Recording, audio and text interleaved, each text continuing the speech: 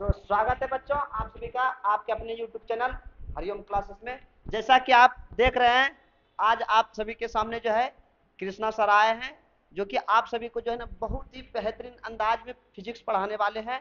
Physics नहीं, विज्ञान के जितने भी चैप्टर विज्ञान में, चाहे आपका जीव विज्ञान हो या भौतिकी विज्ञान हो या रसायन शास्त्र हो, किसी भी बुक का आप ले लीजिए टॉपिक, चाहे आप केसी सिन्हा ले लीजिए, भारती वन ले लीजिए, एनसीईआरटी बुक ले लीजिए या फिर बीटीसी ले लीजिए, इतना धुआंधार में बताएंगे ना बाबू कि आपको समझ में नहीं आएगा ना, तो यहाँ तो फिर कहीं नहीं आएगा। पहले इनसे एक क्लास तो करके देख लीजिए। चलिए स्टार्ट करवाए सर से। लीजिए सर, आप करिए स्टार्ट। तो हेलो बच्चों। तो जैसे आपको बताए सूर्या सर कि आज से आप लोगों को साइंस हम पढ़ाएंगे। इसमें से आज पहला टॉपिक है आज का विद्युत धारा। तो आज विद्युत धारा के बारे में शुरू करते हैं कुछ।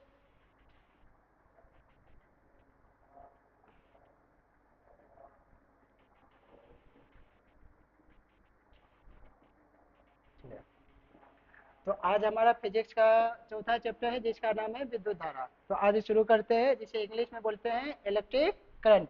तो चैप्टर का नाम है आपका विद्युत धारा।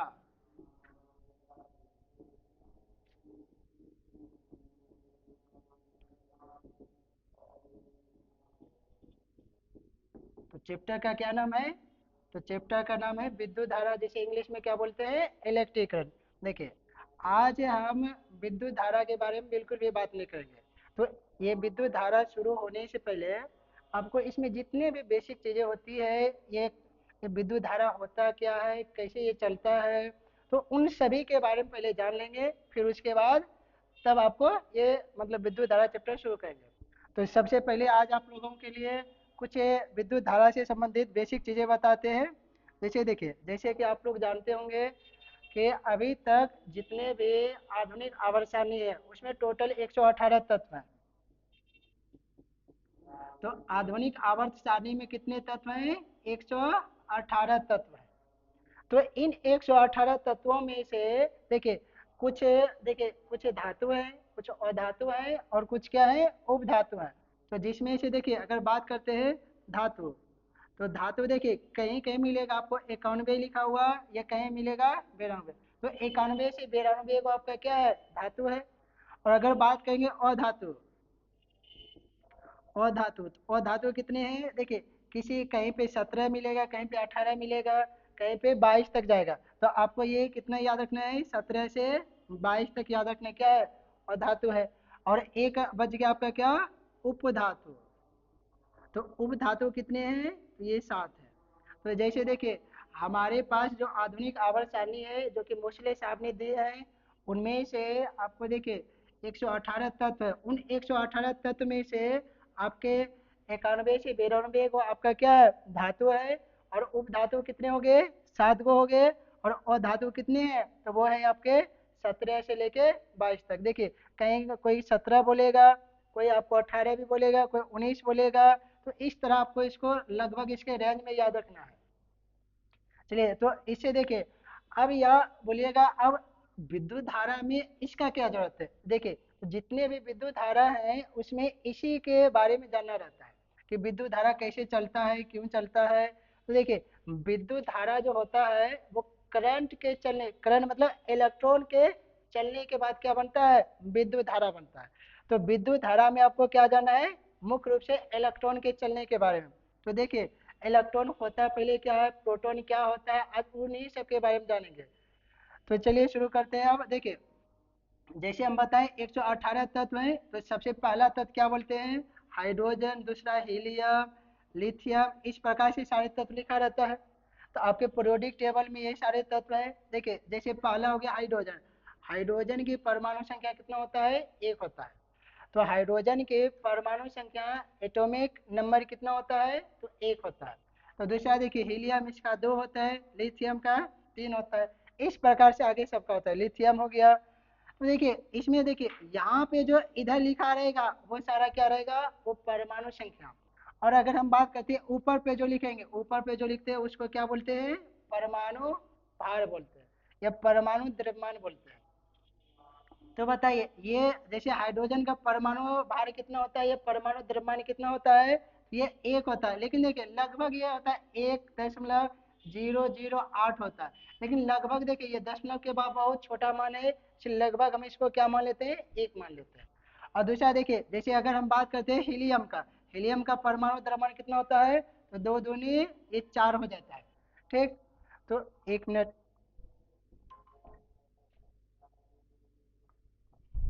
चलिए। तो जैसे अगर हम बात करेंगे हीलियम का परमाणु द्रव्यमान कितना होता है, तो 4 होता है। लिथियम का 3 दूनी 6 1 7 होता है। इस प्रकार होता है। देखिए ऊपर पे जो लिखेंगे उसको क्या बोलेंगे, द्रव्यमान संख्या बोलेंगे, और यहाँ नीचे जो लिखा रहेगा उसको क्या बोलेंगे, परमाणु संख्या बोलते हैं। देखिए ये परमाणु संख्या, देखिए द्रव्यमान संख्या से हमें कोई मतलब नहीं है, मेन हमें क्या चाहिए, परमाणु संख्या चाहिए। तो परमाणु संख्या होता क्या है, अब इसके बारे में समझिए। जैसे देखिए परमाणु संख्या,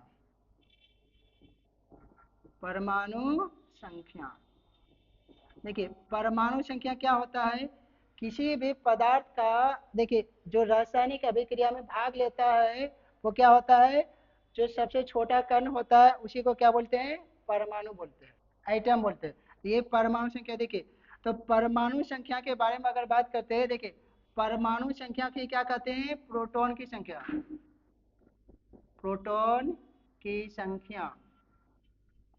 और परमाणु संख्या को क्या कहते हैं, देखिए प्रोटॉन की संख्या। और देखिए किसी भी परमाणु में जितने प्रोटॉन होते हैं उतने ही क्या होते हैं, इलेक्ट्रॉन भी होते हैं। तो आप बोल सकते हैं परमाणु संख्या को ही क्या बोल सकते हैं, देखिए परमाणु संख्या को P से लिखेंगे। और देखिए परमाणु संख्या को क्या बोले, प्रोटॉन की संख्या, और प्रोटॉन की संख्या बराबर क्या होगा, इलेक्ट्रॉन की संख्या, इलेक्ट्रॉन की संख्या। देखिए इसे क्या लिखेंगे, छोटी ई लिखते हैं। तो परमाणु संख्या बराबर क्या हो गया, प्रोटॉन की संख्या, प्रोटॉन की संख्या को ही क्या बराबर क्या होगा, इलेक्ट्रॉन की संख्या। अगर किसी भी परमाणु में जितने प्रोटॉन होते हैं उतने ही इलेक्ट्रॉन होते हैं, और उतने ही क्या होते हैं, उसकी परमाणु संख्या होती है। तो देखिए हम जो बात कर रहे थे विद्युत धारा में, हम इसी इलेक्ट्रॉन के चलने के बारे में बात करेंगे।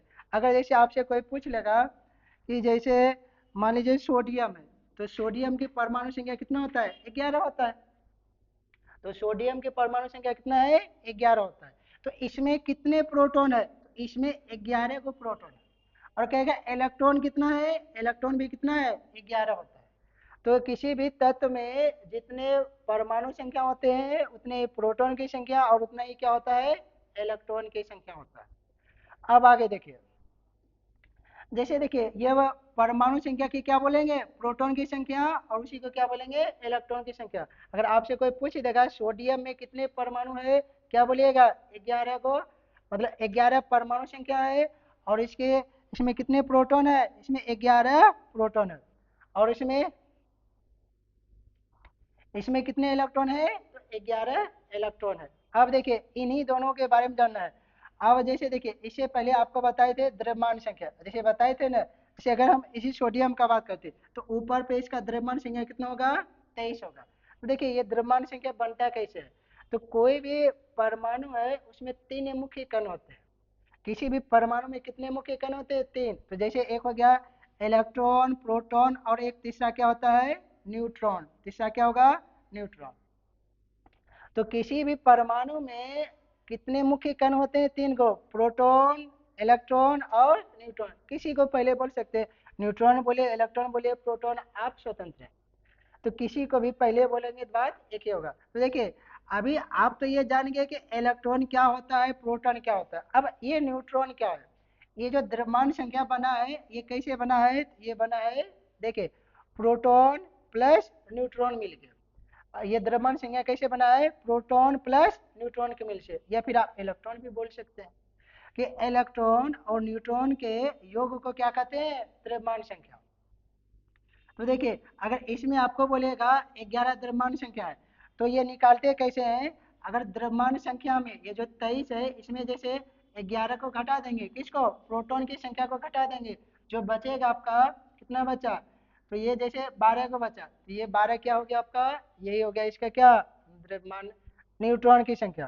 तो अगर बात करेंगे सोडियम में, तो द्रव्यमान संख्या कितना होता है, तो 23 होता है, और इसमें न्यूट्रॉन कितना है, 12।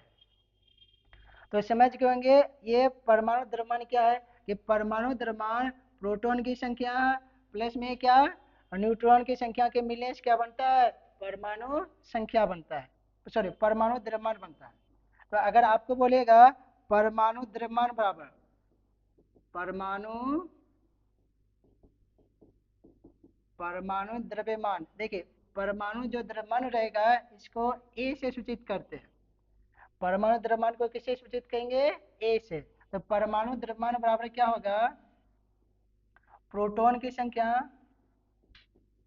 प्रोटॉन की संख्या, या आप इसे इलेक्ट्रॉन की संख्या भी बोल सकते हैं।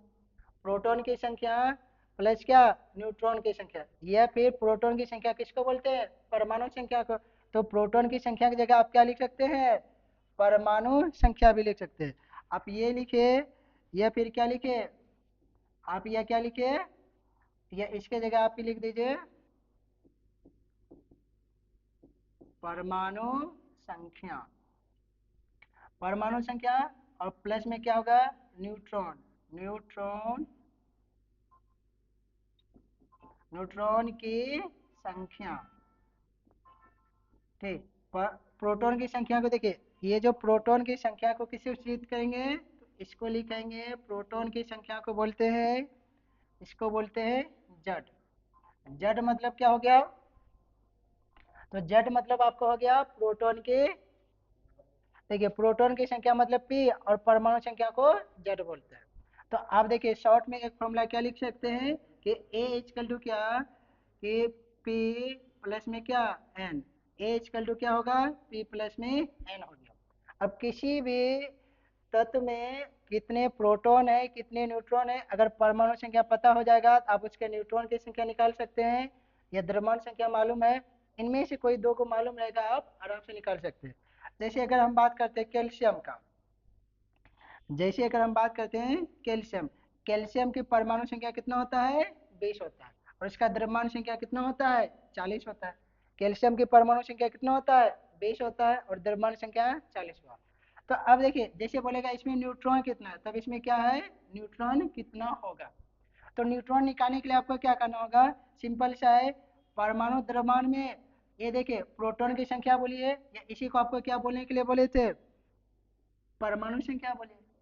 परमाणु संख्या को घटा दीजिए किसमें, इसमें घटाइए, देखिए जैसे देखिए ए बराबर कितना, ए का मान कितना है, 40 है, बराबर, देखिए जेड या पी का मान कितना है आपका, 20 है, ये क्या है आपका, ये जेड बोलिए, या इसी को आप क्या बोल सकते हैं, पी बोल सकते हैं, या इसी को आप क्या बोल सकते हैं, ए, मतलब इलेक्ट्रॉन बराबर परमाणु संख्या बराबर प्रोटॉन की संख्या, या आप बोल सकते हैं परमाणु संख्या बराबर प्रोटॉन की संख्या बराबर इलेक्ट्रॉन की संख्या।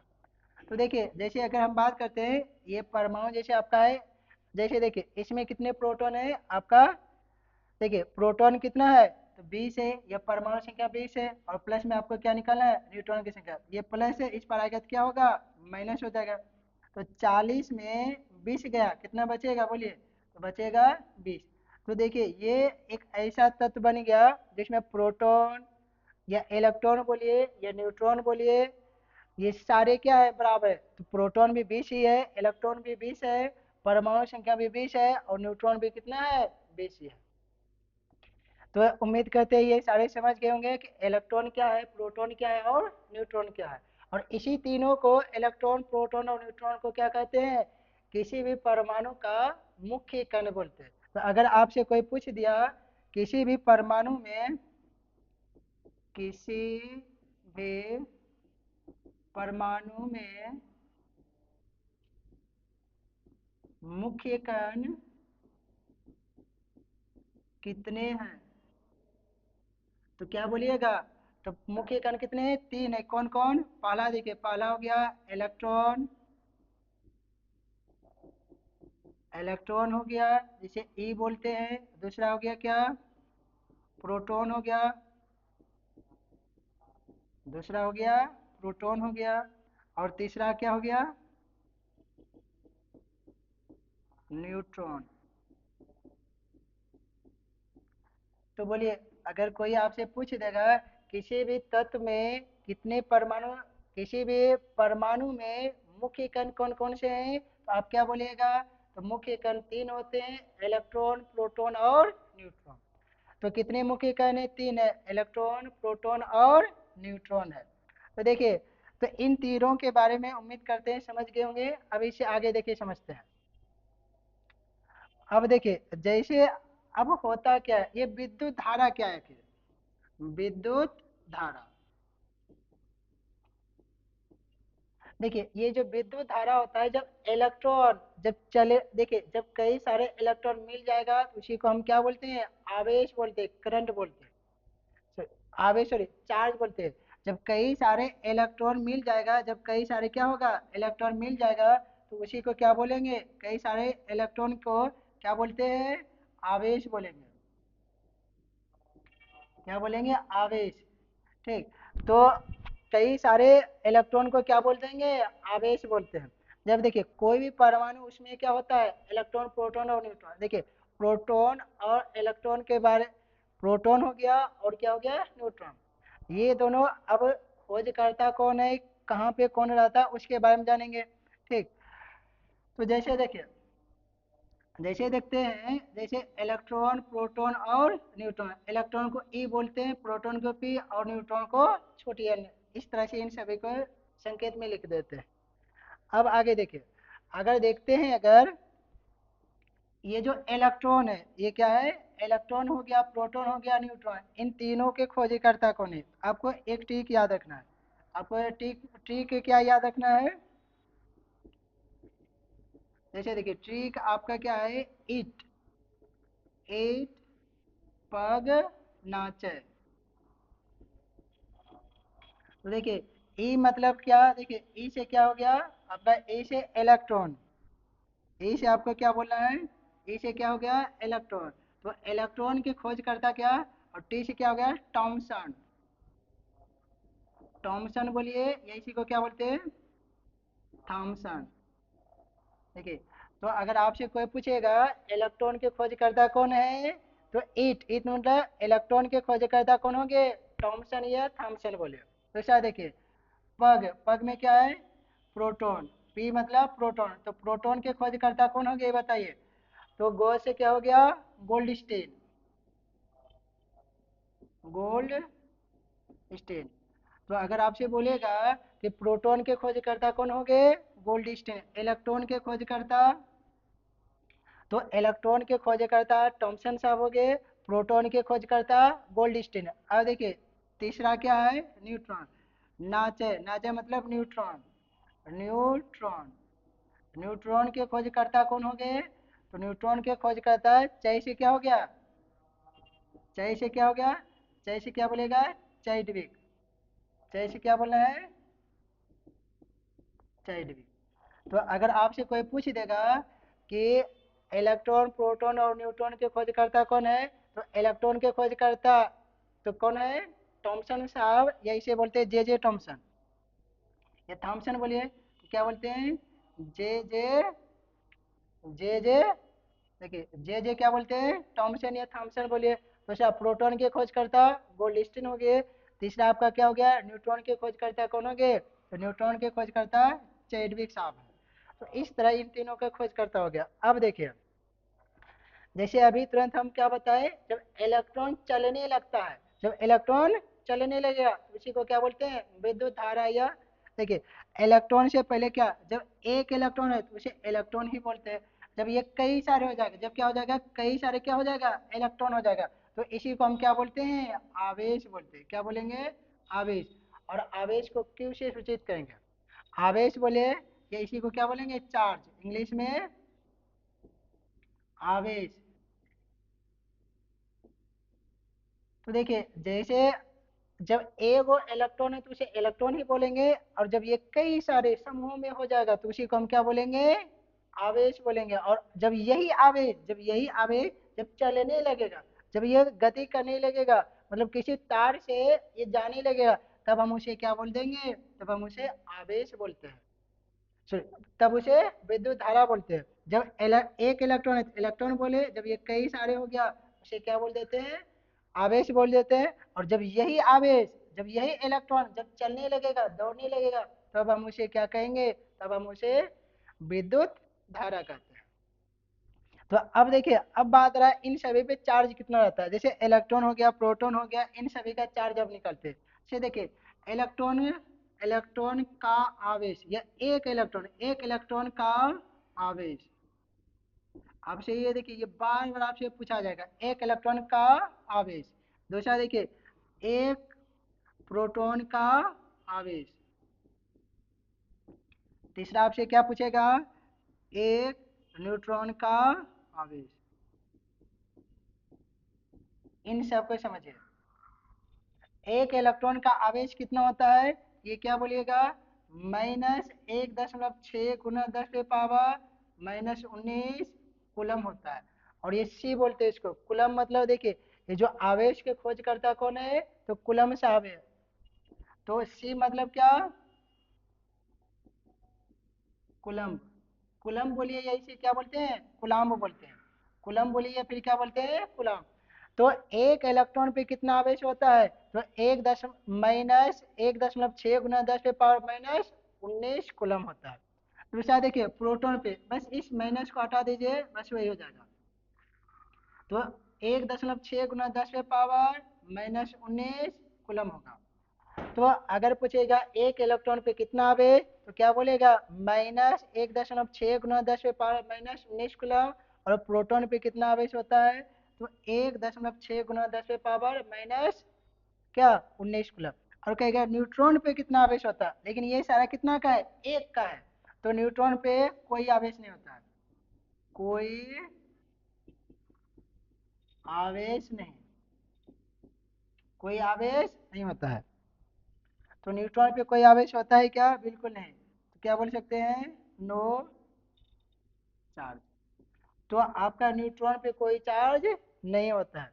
अगर पूछ दिया कोई कि एक इलेक्ट्रॉन का आवेश कितना है, तो -1.6 गुना 10 पावर -19 कूलम है। और एक प्रोटॉन का आवेश कितना है, क्या बोला, 1.6 गुना 10 पावर -19 कूलम। और न्यूट्रॉन पे कोई आवेश नहीं होता है। तो ये सारे था, और ये क्या है, इसी तीनों को क्या बोलते हैं, किसी भी परमाणु का मूल कण।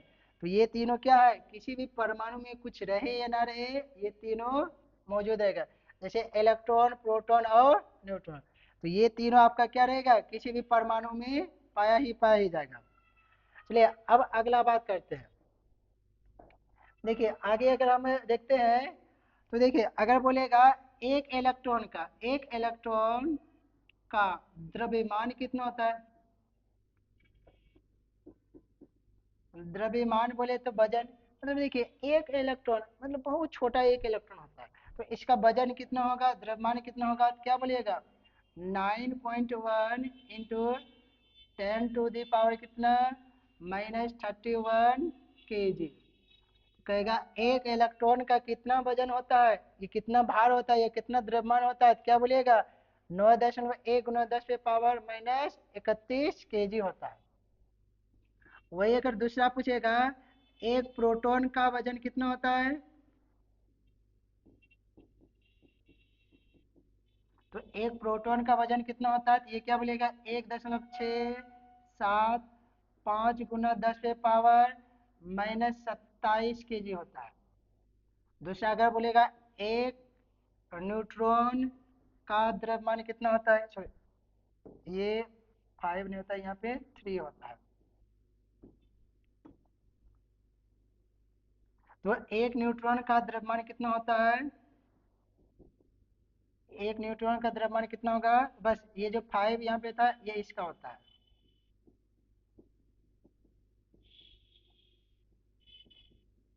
अगर पूछ दिया कि एक इलेक्ट्रॉन का वजन कितना होता है, तो 9.1 इंटू 10 टू द पावर -31 होता है। और एक प्रोटॉन का द्रव्यमान 1.673 इंटू 10 टू द पावर क्या होता है, -27 kg होता है। और अगर बोलिएगा एक प्रोटॉन का वजन कितना होता है, द्रव्यमान कितना होता है, मास कितना होता है, क्या बोलिएगा, 1.667 इंटू 10 टू द पावर क्या, 27 माइनस माइनस क्या 27 kg होता है। ठीक, ये था ये सारा इसका क्या वजन सब। अब देखिए, देखिए आप इलेक्ट्रॉन का वजन समझ गए, इसका आवेश समझ गए, मतलब तीनों का सारा चीज समझ गया। अब ये देखते हैं ये रहता कहाँ पे, किसी भी परमाणु में ये इलेक्ट्रॉन प्रोटॉन रहता कहाँ है। जैसे देखिए, आप जानते हैं कोई भी परमाणु हुआ, तो देखिए परमाणु में देखिए किसी भी परमाणु की ये जो बीच वाला भाग रहता है, इस बीच वाले भाग को क्या कहते हैं? ये जो बीच वाला भाग है इसको क्या बोलते हैं? नाभिक बोलते हैं। इस बीच वाले भाग को क्या बोलते हैं? नाभिक। इसको क्या बोलते हैं? नाभिक। और इसका खोज रदरफोर्ड साहब ने किया था। नाभिक का खोज किसने किया था? रदरफोर्ड ने। देखिए वैसे ये आप लोग के सिलेबस से बाहर है, वैसे इसका जरूरत कुछ नहीं है। तो नाभिक, नाभिक देखिए ये बनाए क्यों, देखिए इसमें नाभिक में आपका कौन रहता है? प्रोटॉन। प्लस में कौन रहता है? न्यूट्रॉन। तो अगर कोई पूछ देगा किसी भी नाभिक में कौन रहता है, क्या बोलिएगा? Proton plus neutron. तो प्रोटॉन प्लस न्यूट्रॉन कहाँ पाया जाता है? तो किसी भी परमाणु के नाभिक में पाया जाता है। अब आगे देखिए, और बाकी जो इलेक्ट्रॉन, देखिए किसी भी परमाणु में हम क्या बोले थे? तीन चीजें रहते हैं, इलेक्ट्रॉन प्रोटॉन और न्यूट्रॉन। तो दो का तो जगह जान गए कि इलेक्ट्रॉन हो। देखिए अब एक इलेक्ट्रॉन बच गया, तो प्रोटॉन और न्यूट्रॉन आपका कहाँ रहता है? नाभिक में रहता है। और अब बच गया इलेक्ट्रॉन। देखिए इलेक्ट्रॉन क्या होता है? ये परमाणु के, ये जो देखिए इसको बोलते हैं कक्षा। देखिए पहला कक्षा का नाम क्या होता है? के। दूसरा का एल। इस प्रकार से के एल एम एन इस प्रकार से बोलते हैं। तो पहला कक्षा को क्या बोलते हैं? के बोलते हैं। तो ये जो देखिए ये जो कक्षा है, इसी कक्षाओं में अब क्या करता है? इलेक्ट्रॉन चक्कर लगाते रहता है। ये जो इलेक्ट्रॉन जो ये कक्षाओं में चक्कर लगाते रहता है, इसलिए जब ये देखिए जैसे आप लोग जैसे घर में देखते होंगे, जो लड़के वगैरह रहते हैं वो घर में, घर से बाहर इधर उधर भगते रहता है, इसलिए जब घर आते हैं तो उसको मम्मी क्या बोलते हैं? कि आवारा की तरह इधर उधर भगते रहते हैं। और उसी प्रकार देखिए इसमें इधर उधर भौंकने वाला कौन है? वो इलेक्ट्रॉन है। तो इसलिए यहाँ इलेक्ट्रॉन को कैसा कण बोला जाता है? आवारा कण बोला जाता है। तो इलेक्ट्रॉन कहाँ चक्कर लगाएगा? वो कक्षाओं में। इस प्रकार से ये क्या करेगा? इलेक्ट्रॉन चक्कर लगाते रहता है। तो इलेक्ट्रॉन कहाँ पे चक्कर लगाएगा? कक्षाओं में चक्कर लगाएगा। और प्रोटॉन कहाँ पे चक्कर लगाएगा? देखिए प्रोटॉन और न्यूट्रॉन वो चक्कर नहीं लगाता, बल्कि वो क्या होता है? नाभिक में स्थिर बैठा रहता है। तो बोले प्रोटॉन पे कैसा आवेश है? प्रोटॉन पे धन आवेश होता है। और इलेक्ट्रॉन पे कैसा आवेश है? ऋण आवेश। देखिए जैसे आप यहाँ देखे थे, देखिए इलेक्ट्रॉन पे कैसा आवेश है? ऋण आवेश। प्रोटॉन पे क्या है? तो प्रोटॉन पे धन आवेश है। और न्यूट्रॉन पे कोई आवेश नहीं रहता है। तो इस प्रकार से देखिए आपने देखे क्या, इलेक्ट्रॉन पे कैसा आवेश है? तो इलेक्ट्रॉन पे कैसा आवेश है आपका? इलेक्ट्रॉन पे ऋण आवेश है। कैसा आवेश है? ऋण आवेश। आपसे क्वेश्चन में बार बार पूछा जाता है इलेक्ट्रॉन पे कैसा आवेश रहता है। दूसरा बोलेगा प्रोटॉन पे, प्रोटॉन पे कैसा आवेश रहता है? धन आवेश। अगर आपसे कोई पूछ लेगा कि इलेक्ट्रॉन पे कैसा आवेश रहता है, तो ऋण आवेश रहता है। और प्रोटॉन पे कैसा आवेश रहता है? धन आवेश रहता है। तो देखिए ये जो इलेक्ट्रॉन है और ये जो प्रोटॉन है, दोनों पे अलग अलग आवेश है। जैसा कि आप जानते होंगे या नहीं जानते तो आज जान लीजिए कि जैसे देखिए कभी भी समान आवेश, समान आवेश मतलब ये माइनस है, दूसरा भी माइनस होना चाहिए। अगर ये प्लस है, दूसरा भी क्या होना चाहिए? प्लस। उसी को बोलेंगे ये समान आवेश। तो कभी भी समान आवेशों के बीच क्या होगा? प्रतिकर्षण होता है। प्रतिकर्षण मतलब वो एक दूसरे को सटने नहीं देगा। और देखिए और समान आवेश मतलब अगर एक माइनस लेते हैं और एक प्लस लेते हैं, उसी दोनों के बीच क्या होता है? आकर्षण होता है। तो समान आवेशों के बीच क्या रहता है बोलिए? तो क्या बोलना है? तो प्रतिकर्षण होता है। और असमान आवेश मतलब एक धन है और एक ऋण है, तो उसके बीच क्या होगा? आकर्षण होता है। तो अब आगे समझिए इसको। जैसे हम क्या बोले कि समान आवेशा, समान आवेशा, समान आवेशा। देखिए अब इलेक्ट्रॉन के लिए, अब इलेक्ट्रॉन बार बार नहीं बोलेंगे, सिर्फ माइनस बोल देंगे, क्योंकि इलेक्ट्रॉन पे कैसा आवेश था? माइनस आवेश। तो इलेक्ट्रॉन देखिए माइनस और माइनस के बीच में क्या रहेगा बोलिए? इसके बीच क्या रहेगा? प्रतिकर्षण। प्रतिकर्षण होगा। या फिर आप क्या बोलिए? जैसे देखिए प्लस मतलब प्रोटॉन, प्लस मतलब प्रोटॉन। तो प्लस प्लस के बीच में भी क्या रहेगा? प्रतिकर्षण रहेगा। तो इलेक्ट्रॉन इलेक्ट्रॉन के बीच में प्रतिकर्षण होता है, प्रोटॉन प्रोटॉन के बीच में क्या रहता है, प्रतिकर्षण होता है। तो समान आवेशों के बीच में क्या होता है, प्रतिकर्षण होता है, और असमान आवेशों के बीच में क्या होता है, आकर्षण होता है। अब आगे देखिए, जैसे अगर हम बात करते हैं अब असमान आवेश, असमान आवेश, तो असमान आवेश क्या हो गया, आप ही लोग बताइए। अब जैसे देखिए, एक माइनस हो गया, दूसरा क्या होगा, प्लस होगा। अगर एक माइनस है तो दूसरा क्या होना चाहिए, प्लस, या फिर एक प्लस है तो दूसरा क्या होना चाहिए, माइनस, तभी नहीं है असमान हुआ। देखिए असमान मतलब जो दोनों एक नहीं है। तो ये देखिए, ये माइनस है और ये प्लस है, अर्थात एक इलेक्ट्रॉन है और एक प्रोटॉन है। तो असमान आवेशों के बीच क्या होगा बताइए आप ही लोग, आकर्षण होगा। तो असमान आवेशों के बीच क्या होगा बताइए, आकर्षण होता है। और समान आवेशों के बीच क्या होता है, प्रतिकर्षण होता है। तो जब भी आपसे पूछेगा, देखिए ये बार बार क्वेश्चन आपसे ऑब्जेक्टिव पूछा जाता है कि समान आवेशों के बीच कैसा बल लगता है, तो प्रतिकर्षण कोई बल नहीं लगता है, बल्कि वो एक दूसरे क्या कर देगा, मतलब हटा देगा, मतलब वो एक दूसरे में आकर्षित नहीं होने देगा। और असमान आवेशों के बीच कैसे क्या होगा, तो ये जैसे एक प्लस है और एक माइनस है, एक दूसरे क्या करेगा, खींच लेगा।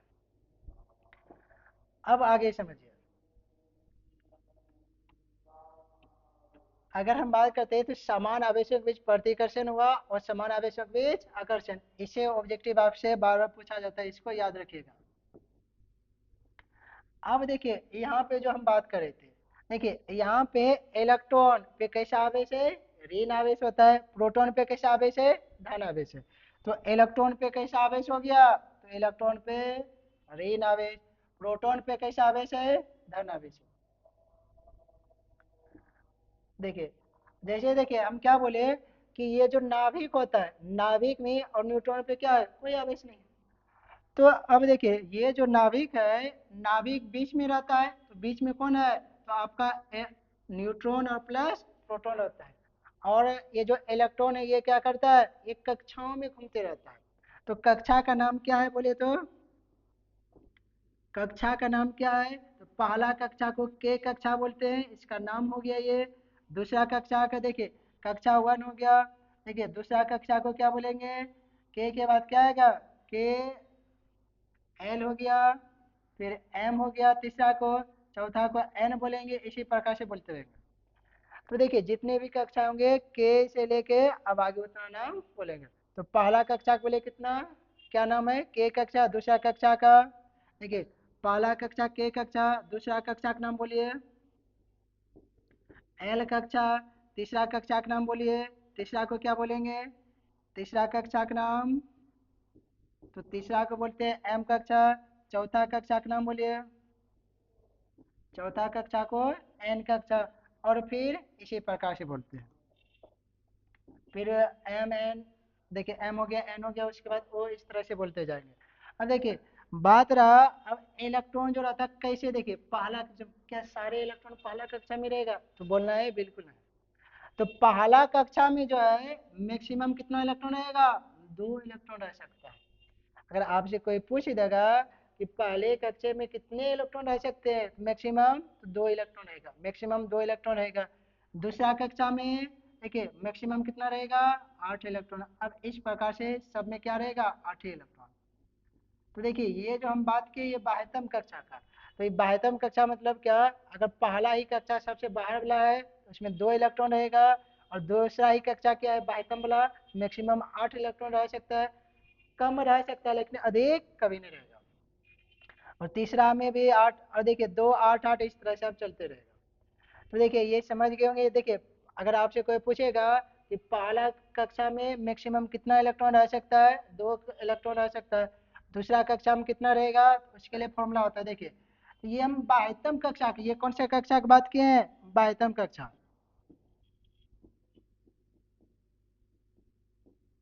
बाह्यतम कक्षा।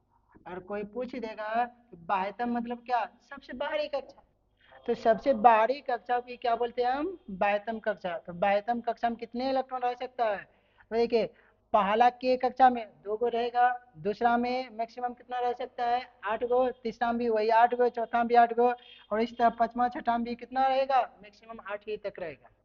तो कितने कक्षाएं होते हैं, तो देखिए जितने आवर्त हैं उतने ही कक्षाएं माने जाते हैं। तो अभी 7 आवर्त है तो 7 कक्षाएं होती है। कितने तक कक्षा होंगे 7 कक्षाएं। तो पहला को छोड़ के बाकी सभी में कितने इलेक्ट्रॉन रहेगा, तो 8 इलेक्ट्रॉन रहेगा, और ये 22वीं कक्षा का। तब बोलिएगा कि तब मतलब ऐसे नॉर्मली कैसे रहता है, तो इसके लिए फॉर्मूला है इलेक्ट्रॉन इलेक्ट्रॉन की संख्या निकालने के लिए। इलेक्ट्रॉन की संख्या मतलब किसी कक्षा में कितना इलेक्ट्रॉन है उसके लिए एक फॉर्मूला है, जिसका नाम क्या है 2n²। क्या याद रखना है 2n²। और n क्या है यहाँ पे, n क्या है, n है कक्षा की संख्या। n क्या है आपका, कक्षा की संख्या। तो अगर मान लीजिए आपको कहेगा पहला कक्षा को बोलिए नाम क्या है के, तो के में कितना मैक्सिमम कितना इलेक्ट्रॉन रह सकता है, तो इसके लिए रखिए 2 गुना n का मान कितना, पहला है तो पहला के लिए 1 रखे, तो n का मान कितना 1, और 1 का स्क्वायर आप जानते हैं क्या होगा 1 ही होगा।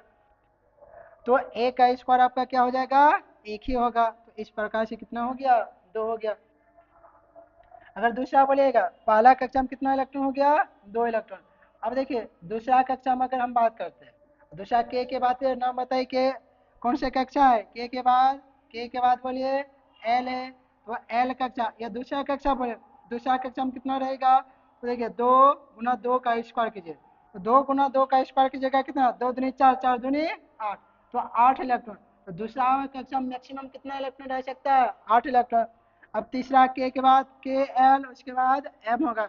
तीसरा कक्षा में कितना रहेगा देखिए, तो 2 गुना, अब कक्षा का कितना आ गया 3 कक्षा, तो 3 का स्क्वायर, तो 3 तिया 9 और 9 दूनी 18 इलेक्ट्रॉन। तो तीसरा कक्षा में कितना इलेक्ट्रॉन रह सकता है 18 इलेक्ट्रॉन। अब चौथा कक्षा के एल एम, उसके बाद बोलिए क्या होगा एन, एन कक्षा में कितना रहेगा बोलिए, अगर पूछेगा कि एन कक्षा में कितना इलेक्ट्रॉन रहेगा, क्या बोलिएगा, तो 2 × 4 का होल स्क्वायर कीजिए, तो ये 4 चौक 16, 16 दूनी 32 इलेक्ट्रॉन। तो एन कक्षा में कितने इलेक्ट्रॉन रहेगा, ये चौथा कक्षा में कितना इलेक्ट्रॉन 32 इलेक्ट्रॉन। और इसी प्रकार बाकी निकाल लीजिए, जितना कक्षा कहेगा उतना इलेक्ट्रॉन निकाल सकते हैं। अब उतना बढ़ते, पांचवा कहेगा एन की जगह 5 रखेंगे, छठा कहेगा एन की जगह 7 रखेंगे, सातवां कहेगा एन की जगह 7 रखेंगे। वैसे 7 तक ही कक्षा है, उससे ज़्यादा नहीं है। तो उम्मीद करते हैं ये सारे समझ गए होंगे। ठीक, अब देखिए आगे हम बात करते हैं।